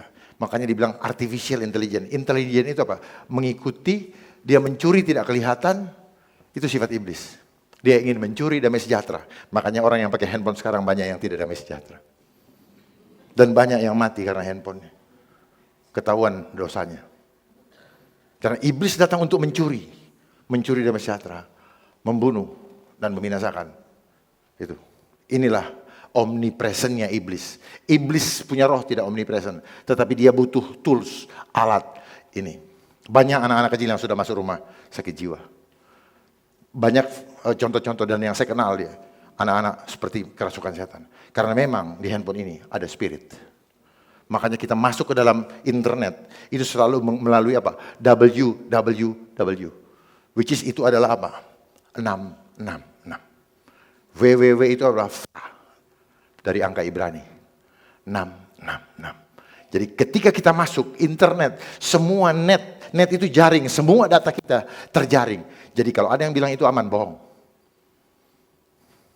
Orang yang jadi hacker itu diajar oleh orang yang buat alatnya ini. Orang yang nangkep aparat, diajar juga yang buat. Jadi tempat ini untuk menciptakan kehidupan peradaban manusia yang berkarakter, tidak kudus. Makanya di sini banyak orang selingkuh pakai handphone kan? Banyak pinjol, stres, dan sebagainya. Banyak orang mencuri data, kebohongan, semua. Tidak ada yang, makanya dibilang pikirkanlah yang baik, yang mulia, yang berkenan. Di alat ini tidak ada yang baik. Oh ini kan bisa betul, tapi prosentasenya kita kalah. Anak-anak, ibu-ibu, anaknya mau nangis nih handphone. Tahu nggak, dia punya frekuensi merusak 5 bagian otak. Ini lebih berbahaya Pak, Bapak Ibu, daripada narkoba. Narkoba merusak 3 bagian otak. Tetapi seluler ini lewat frekuensinya menghancurkan 5 bagian otak. Otak depan, prefrontal cortex. Otak belakang, cerebellum, akhirnya jalannya begini. Kalau otak depannya ini, anak menjadi buas. Coba aja ambil handphonenya kalau nggak ngamuk. Dan dia bisa membunuh. Karena spiritnya transfer. Virusnya transfer. Ya, berikut perbuatan seperti apa yang dimaksud Matius 5 ayat 16, saya percepat aja. Demikianlah hendaknya terangmu bercahaya. Jadi kemuliaan Tuhan harus nampak kepada sekitar kita. Supaya mereka melihat perbuatanmu yang baik. Dan apa? Memuliakan Tuhan. Jadi cukup baik gak? Enggak. Karena saudara kita juga mengutamakan perbuatan baik. Tapi apakah itu memuliakan Tuhan? Di mana kunci memuliakan Tuhan? Kebenaran. Berapapun harganya, tetaplah berjalan dalam kebenaran, walau sendiri. Karena hubungan kita dengan Tuhan adalah hubungan eksklusif kita dengan Dia. Tidak ada satupun yang bisa mengatur, termasuk pemerintah di dunia ini. Karena kita hanya tunduk kepada pemerintah surgawi. Ketika tidak sesuai dengan firman Tuhan, kuncinya firman Tuhan, bukan saya. Tolak dalam nama Yesus. Untuk itulah mereka disumpah. Mereka juga penakut. Mereka beraninya keroyokan. Iblis itu beraninya keroyokan. Kalau one by one, jangan takut dengan santet. Karena santet tidak akan dalam satu hari mereka bisa matikan. Tidak. Kalau kita percaya roh yang ada dalamku lebih besar, maka tunjukkan jiwa besar kita. Jangan cuma ngomong dalam konsep. Begitu berhadapan dengan 1000 orang lari. Enggak, diam. Diam, Tuhan sedang berperang untuk kita. Amin. Kita adalah bangsa pemenang. Indonesia adalah bangsa penang. Bahkan lebih dari pemenang. Deklarasikan itu dalam setiap kehidupan kita. Supaya nyata kemuliaannya di dunia ini. Sehingga Indonesia seperti lagu tadi, itu buatan Pak Timotius, sahabat saya. Itu betul-betul menjadi mulia. Karena apa? Kita menjadi terang yang bercahaya di tengah bangsa ini. Bukan kita pengecut. Hati-hati. Perbuatan apa saja yang tidak berkenan kepada Tuhan? Galatia 5 ayat 19-21. Perbuatan daging. Bapak baca sendiri silakan. Tidak akan mendapat bagian dalam kerajaan Allah. Itu semua. Sekarang terjadi banyak roh perpecahan. Perpecahan dalam rumah tangga, perpecahan dalam gereja, perpecahan dalam persekutuan, perpecahan. Ternyata apa? Tuhan memang sedang memijahkan. Biarin mereka pecah. Tapi yang murni akan tinggal tetap. Mana emas murni, itu yang akan dipilih Tuhan. Kenapa perbuatan daging tidak dapat bagian dalam kerajaan surga? Kolose 3 ayat 5, karena itu matikanlah dalam dirimu segala sesuatu yang duniawi. Jadi kita tidak bisa hidup lagi dalam daging. Kalau mau selamat ya, kalau mau selamat, pilihan di tangan kita. Yaitu percabulan, kenajisan, hawa nafsu, nafsu jahat, dan juga keserakahan yang sama dengan. Nah, jadi penyembahan berhala bukan cuma patung, bukan itu, bukan. Semua yang menyangkut perbuatan daging. Itu adalah penyembahan berhala. Ada firmannya. Nah, dalam bahasa Inggrisnya penyembahan berhala disebut idolatry. Tuh lihat, ada Indonesia Idol. Ternyata iblis mencoba menciptakan idola-idola dunia. Baik lewat Hollywood, itu punya mereka. Punya antikris. Baik lewat apapun juga, award. Nah, termasuk orang-orang yang jago di permainan olahraga seperti bola dan sebagainya. Supaya apa? Manusia mengalihkan tanpa sadar. Rasa kagum, rasa bersyukur, menyembahnya. Bukan kepada yang menciptakan mereka manusia. Kita justru tidak mengidolakan yang menciptakan kita. Kenapa nggak menarik? Kenapa nggak menarik? Karena Tuhan tidak nyata. Tidak tampak. Menjadi tidak menarik. Yang menarik apa? Makanya apa? Ada BTS. Korea, waduh, sampai orang nangis, cewek-cewek. Tapi dia nggak pernah nangis buat Tuhan Yesus. Nangis bahagia ya. Bener, sampai histeris. Sampai ada yang bilang gini, gue diapain aja sama dia mau. Gila gak? Harusnya apa? Tuhan, apapun yang kau mau terhadap diriku, lakukanlah. Aku siap untuk mengikuti engkau. Jangan kebalik-balik. Amin. Apa yang dimaksud dengan perbuatlah dengan segenap hati. Lakukanlah Yosua 20 ayat 5. Hanya, ada kata hanya di depannya, lakukanlah dengan sangat setia. Tadi ada kata setia juga lagu-lagu tadi. Cinta, perintah dan hukum. Hukum apa? Hukum itu ketetapan Tuhan yang tidak bisa kita tolak. Pasti terjadi. Kalau perintah bisa kita pilih. Mau ikut, mau tidak. Tetapi tetap ada hukumannya. Ada upah. Yang diperintahkan kepadamu oleh Musa hamba Tuhan itu, yakni mengasihi Tuhan Allahmu, hidup menurut segala jalannya yang ditunjukkannya, tetapi tetap mengikuti perintahnya, berpaut padanya. Berpaut ada clicking, ya, bukan dekat ya. Kalau dekat, angin ribut datang, Tuhannya tinggal tetap, kitanya terbang. Gitu. Clicking, bergaul erat, intimasi, dan berbakti kepadanya, hanya menyembah Dia dengan segenap hati dan dengan segenap jiwamu. Kenapa kita harus melakukan segala sesuatu dengan segenap hati? Matius 22 ayat 37. Kenapa saya sampaikan ini secara detail supaya Bapak Ibu bisa bagikan lagi kepada sana dan pahami betul bahwa penting menjaga hati. Jawab Yesus kepadanya, kasihilah Tuhan Allahmu karena ini perintah. Ya, segenap hatimu dan dengan segenap jiwamu dan dengan segenap akal budimu. 1 Yohanes 4 ayat 19 sampai 21. Kita mengasihi karena Allah lebih dulu mengasihi kita. Jadi jangan kita datang lagi kepada Allah untuk sekedar menerima berkat, itu bonus. Tapi kita mengasihi Dia karena Dia terlebih dahulu menyelamatkan, memberikan keselamatan kepada kita dengan cuma-cuma. Jaga keselamatan kita dengan takut dan gentar. Seperti orang beli tiket. Ini tiket, ya, keselamatan cuma-cuma itu tiket. Harus kita jaga, simpan baik-baik.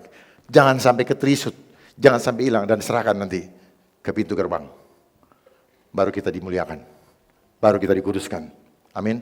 Kapan itu terjadi? Ketika terjadi perkawinan anak domba Allah. Lanjutnya, sehingga ia telah mengaruniakan anaknya yang tunggal. Bukti bahwa Tuhan mengasihi kita. Yohanes 3 ayat 16. Karena begitu besar kasih Allah akan dunia ini kepada kita semua, sehingga ia telah mengaruniakan anaknya yang tunggal, Tuhan Yesus Kristus, supaya setiap orang yang percaya, bukan takut, ya, supaya orang yang percaya berarti mengasihi Dia. Jangan sampai percaya tapi ingat itu, seringkali kita bilang saya percaya, tapi bagaimana? Kalau saya tidak begini, saya nggak bisa begitu. Pakai iman surga, Bu, jangan pakai iman dunia. Karena manusia dunia percaya kalau melihat. Dengan Tuhan tidak. Setiap orang yang percaya tidak binasa. Ya. Berarti kalau kita takut, selamat atau binasa? Binasa. Wahyu tadi sudah menyampaikan, itu adalah dosa. Berikutnya, apa konsekuensi dan balasannya memilih mengasihi Tuhan dengan segenap hati? Matius 16 ayat 24 sampai 27. Apa? Ini saya tidak usah satu-satu. Harus menyangkal dirinya, memikul salib dan mengikuti aku. Kita salibkan kedagingan kita. Itu maknanya. Lepaskan. Dan itu harus dilatih, nggak bisa. Dunia ini melatih kita untuk kedagingan semakin tebal. Tetapi yang sekarang ketika kita sudah sadar dan paham kebenaran, maka latihlah kita untuk hidup dalam roh. Karena itu nggak bisa dalam waktu sekali, harus dilatih. Orang ahli itu dilatih. Ya, gak ada orang yang ahli tanpa dilatih. Duduk-duduk begini di mall, gak bisa. Gak bisa. Ada sacrifice yang harus kita lakukan. Berikutnya, barang siapa, karena barang siapa mau menyelamatkan nyawanya akan kehilangan nyawanya. Tetapi barang siapa kehilangan nyawanya karena aku, ia memperolehnya. Apa gunanya seorang memperoleh seluruh isi dunia ini, tapi jiwanya binasa. Dan apakah yang dapat diberikannya sebagai ganti nyawanya? Sebab anak manusia yang akan datang dalam kemuliaan Bapa. Jadi kita juga harus hidup dalam kemuliaannya. Diiringi malaikat-malaikatnya. Pada waktu itu ia akan membalas setiap orang menurut perbuatannya. Makanya itulah pentingnya, perbuatlah dengan segenap hati. Seperti untuk Tuhan. Apa yang dimaksud berbuatlah seperti untuk Tuhan dan bukan untuk manusia? Galatia 1 ayat 10. Jangan kita coba-coba untuk berkenan kepada manusia lagi. Ini jawabannya. Kalau kita berkenan untuk manusia, yang penting kelihatan sama bos, kelihatan sama Pak Pendetanya, baru kita mau. Jangan. Kita bertanggung jawab pada Tuhan. Dimanapun kita berada, dilihat atau tidak lihat, di depan atau di belakang, kita harus berlaku sama. Tetap berlaku benar. Ya, jangan menjadi manusia munafik. Tapi dunia ini sedang menggiring kita menjadi manusia munafik. Orang-orang yang pakai handphone ini sama manusia pengecut. Mereka berani ribut di handphone, begitu, tapi tidak berani untuk bertatap muka. Kenapa kita selama ini disuruh social distancing? Padahal bilang kasih itu adalah iman, pengharapan, dan kasih. Yang terbesar adalah kasih. Kasih seorang kepada yang memberikan nyawanya kepada orang lain. Lalu kenapa kita tidak bisa bersentuhan? Ini konsep antikris. Ya. Seluruh dunia disamakan. Baca nanti di rumah Wahyu 18 ayat 23. Itu yang terjadi saat ini. Kalau kita masih mau mencoba berkenan kepada manusia, maka kita bukanlah hamba Kristus. Sudah jelas kan? Ya. Saya tidak menginterpretasikan menurut akal saya. Semua sudah dijawab oleh firman. Nah, terakhir, jadi apakah sesungguhnya yang harus kita perbuat agar kita berkenan kepada Tuhan? Ini jawabannya yang tadi saya sampaikan. Persembahkanlah tubuhmu sebagai persembahan yang hidup, bukan yang mati loh. Berarti kita berguna ketika kita masih hidup. Karena ketika hidup ada kuasa yang membuat kita bisa menolak dosa. Kita bisa melawan si jahat.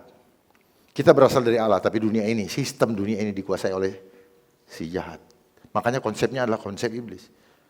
Dia selalu bertolak belakang. Dia memainkan tipu dayanya lewat apa? Sistem. Tanpa kita sadari.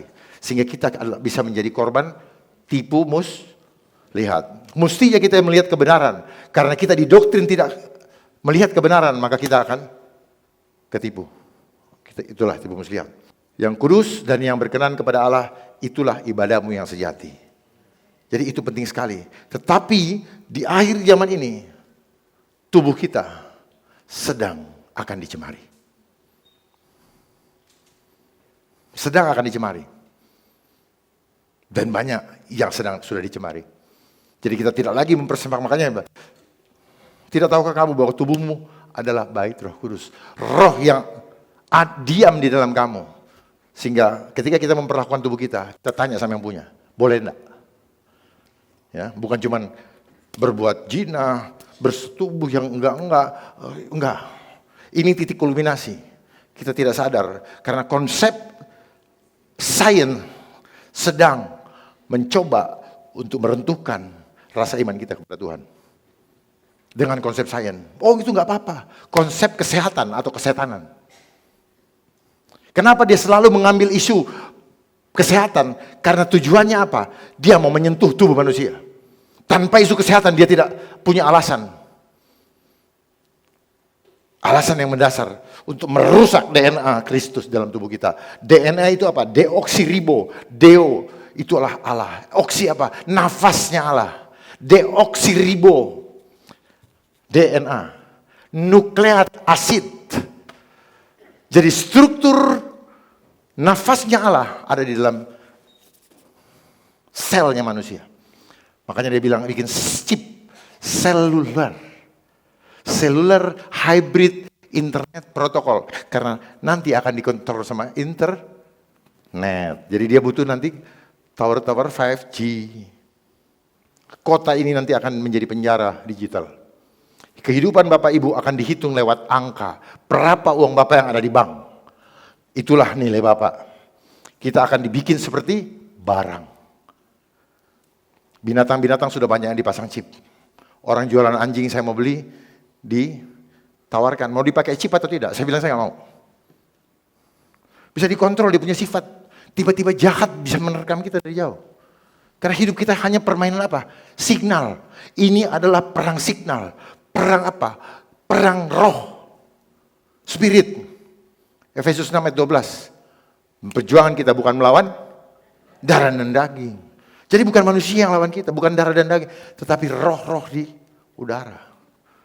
Yang termanifestasi di dalam manusia-manusia yang menghamba kepada dunia ini. Mereka yang akan jadi musuh kita, yang akan menakut-nakuti kita. Tapi jangan takut karena kita berkuasa. Amin. Kita imani Indonesia ini akan pulih kembali. Sesuai dengan rencana Tuhan. Menjadikan bumi ini surga. Seperti kerajaan Allah di surga. Tugas kita, tugas gereja adalah mempersiapkan jalan.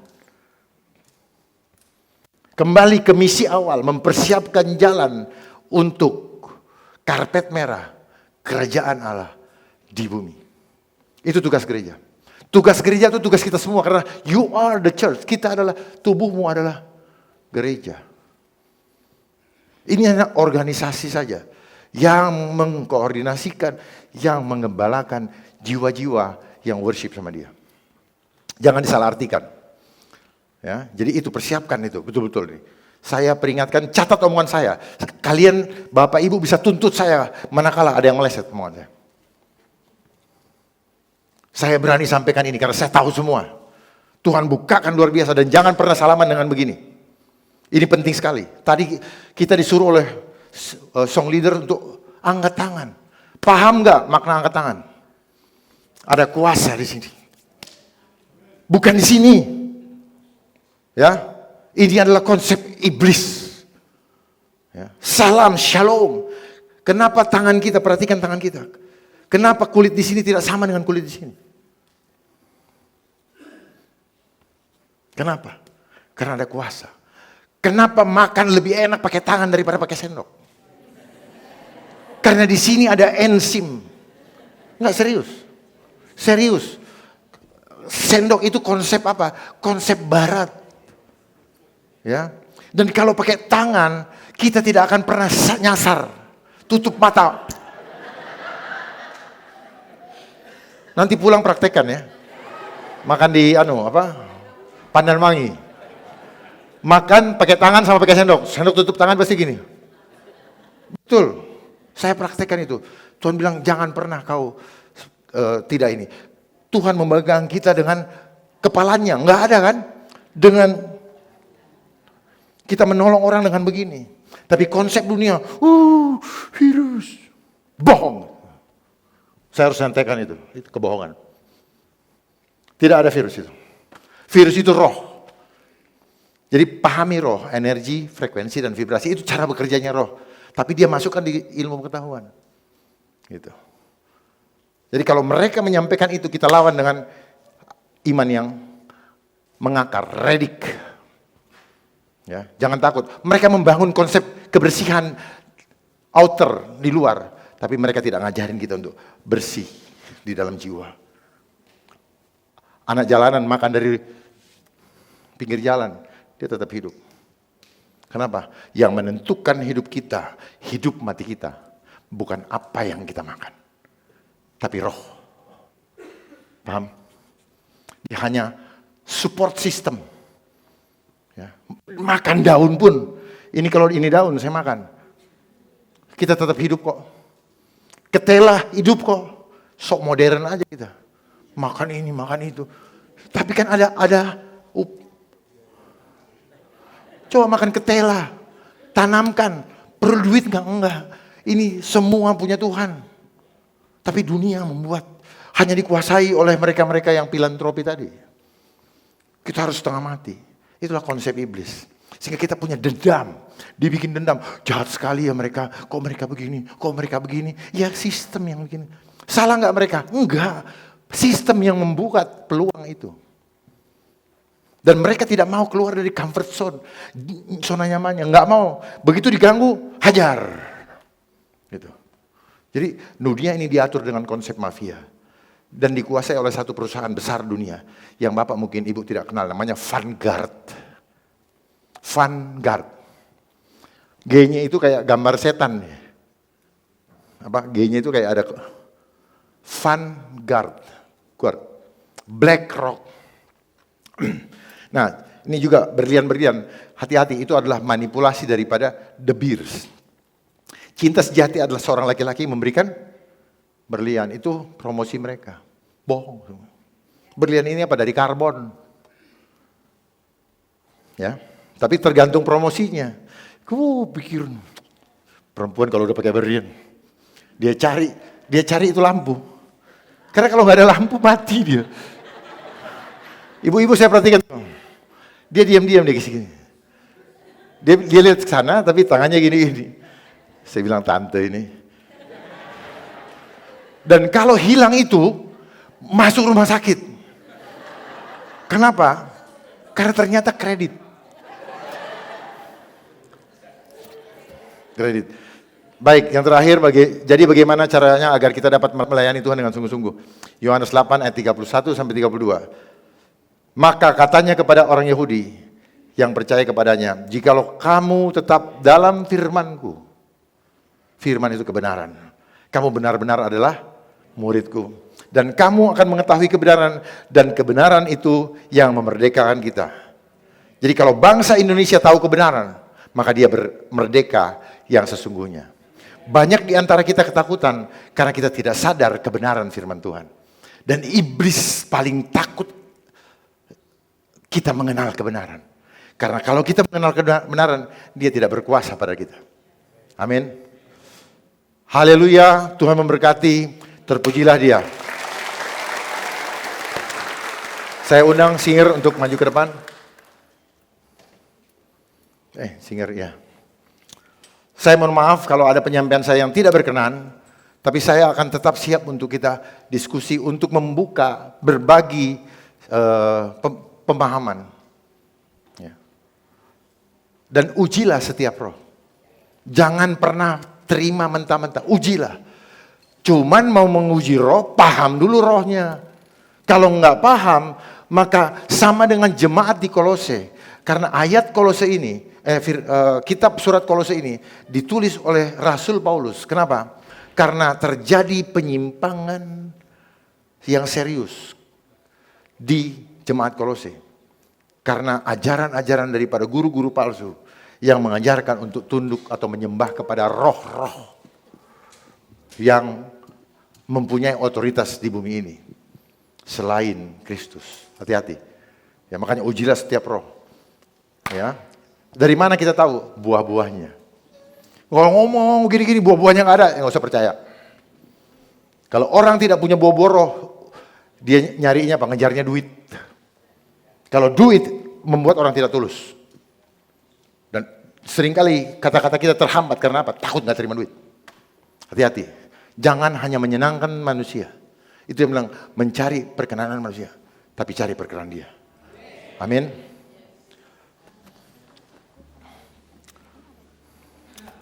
Mari kita sama-sama menyanyikan lagu pembahan Aba Bapa. Aba Bapa, Aba Bapa,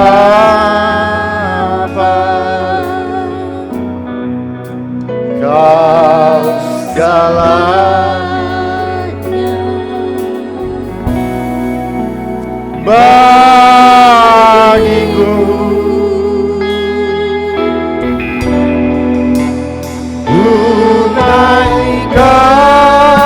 Syukur padamu dengan segenap hatiku, Aba Bapa, ku mengasihimu lebih dari segalanya.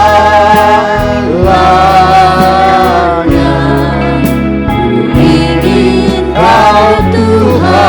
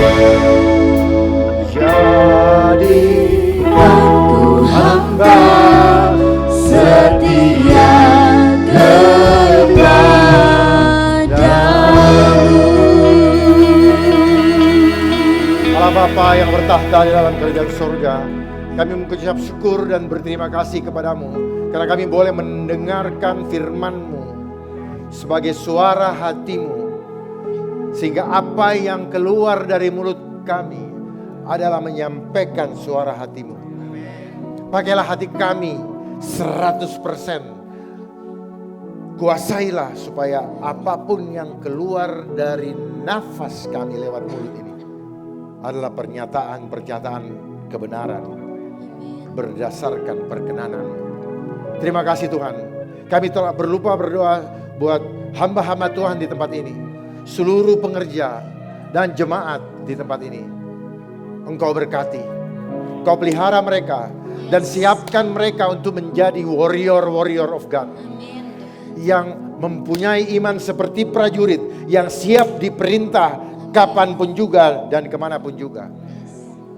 Iman yang selalu ingin menyenangkan komandannya, bukan dunia ini. Terima kasih Tuhan. Kami serahkan seluruh kehidupan kami kepadamu, mulai sekarang sampai Maranatha. Ketika Engkau menjemput kami di awan-awan. Terima kasih Tuhan. Jangan sampai ada satupun yang tertinggal. Ya Tuhan, amin. Walaupun iblis selalu berusaha untuk juga tidak ada yang tersisa. Ya. Tapi kami percaya Roh-Mu berkuasa Amin. atas segala Yes. dunia ini. Amin. Tuhan. Terima kasih Tuhan. Kami serahkan seluruh kehidupan kami ke dalam tangan-Mu. Di dalam nama Tuhan Yesus Kristus yang adalah Juru Selamat kami. Amin. Amin.